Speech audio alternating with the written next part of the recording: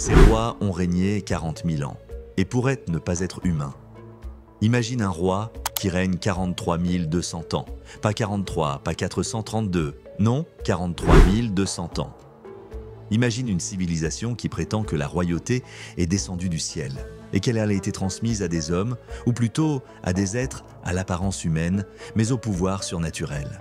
Et si les premiers rois de notre planète avaient été en fait des extraterrestres? La liste royale sumérienne, un texte pas comme les autres. Tout commence avec un texte très ancien, la liste royale sumérienne. Découverte sur des tablettes d'argile vieilles de plus de 4000 ans, elle recense tous les rois qui ont régné sur la Mésopotamie. Mais très vite, on comprend que ce document n'est pas une simple chronique politique. Dans ses premières lignes, on lit des choses hallucinantes. Alulim régna 28 800 ans. Alalgar régna 36 000 ans. Enmenlouana, 43 200 ans. Et ainsi de suite. Des règnes qui durent des dizaines de milliers d'années, et au total, les 8 premiers rois de la Terre auraient gouverné pendant 385 200 ans. À ce stade, la question est simple. Est-ce une erreur, un mythe, ou est-ce que ces rois n'étaient en fait pas humains? La royauté descendit du ciel, simple poésie ou message codé. Selon ce texte, la royauté n'a pas émergé d'un peuple, mais elle est descendue du ciel, littéralement. La première ville à la recevoir fut Eridu, une cité sacrée dédiée au dieu de la sagesse, Enki. Puis la royauté voyage de ville en ville, de Bad Tibira à Sippar, en passant par Chouropak. À chaque fois, les rois règnent pendant des périodes astronomiques. Mais ce qui frappe, c'est le motif récurrent. Des êtres puissants apparaissent de soudainement, reçoivent le pouvoir du ciel, gouvernent la terre, puis disparaissent. Si tu penses aux théories des anciens astronautes, ça commence à faire sens. Ces rois n'étaient pas que des rois. C'étaient des sages, prêtres, demi-dieux.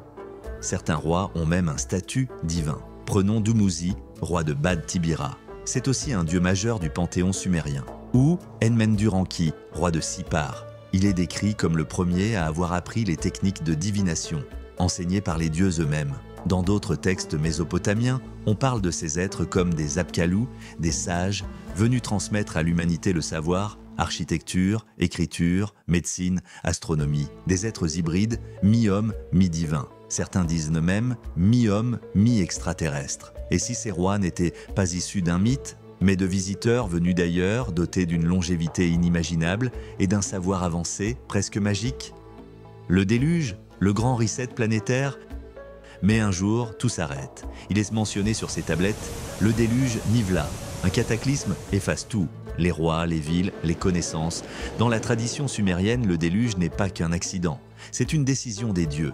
Certains chercheurs y voient un parallèle avec l'histoire de Noé ou celle d'Atrahasis. Un humain sauvé par les dieux, averti juste à temps pour construire une arche. Mais posons la question autrement. Et si ce déluge n'était pas une catastrophe naturelle, mais un acte délibéré? Un reset global, orchestré, pour effacer les traces d'une civilisation trop avancée, pour reprendre le contrôle de l'humanité? Une humanité qui aurait peut-être reçu trop de savoir, trop vite.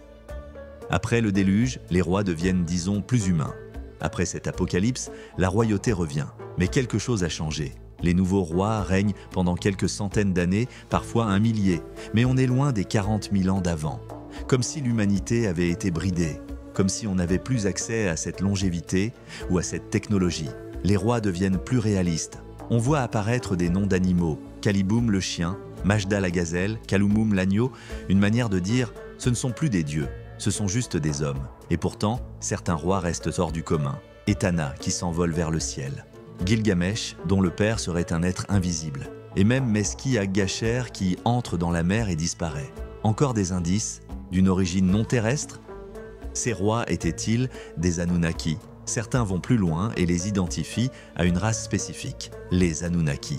Dans la mythologie mésopotamienne, les Anunnaki sont des dieux puissants venus du ciel qui ont façonné les humains à leur image. Ils sont associés à des planètes lointaines, comme Nibiru, et décrits comme des êtres immortels ou quasi immortels. Ils auraient transmis à leurs descendants, les premiers rois, leur savoir et peut-être même leur ADN. C'est pour ça que ces rois auraient vécu si longtemps, parce qu'ils n'étaient pas faits comme nous.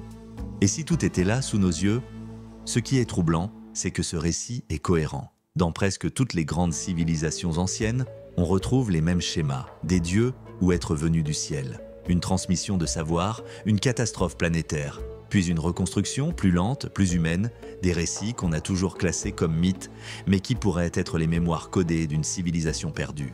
Ou pire, d'une vérité qu'on a oubliée, ou qu'on nous cache. Et si la liste royale sumérienne était en réalité un journal de bord, une archive venue d'un autre temps ou d'un autre monde? Ces rois ont-ils réellement existé? Étaient-ils des hommes, des dieux ou des visiteurs extraterrestres ayant établi une colonie sur Terre? Et ce déluge a-t-il effacé leurs traces volontairement? Tant de questions sans réponse et dont nous aurons probablement jamais le fin mot de l'histoire. Dis-moi ce que toi tu en penses sans commentaire.